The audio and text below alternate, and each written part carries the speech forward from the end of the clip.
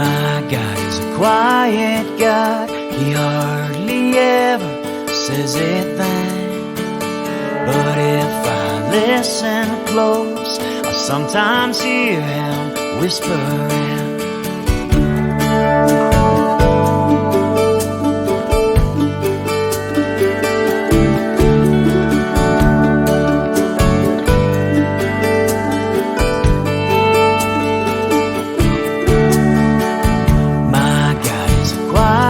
God remains a master of disguise.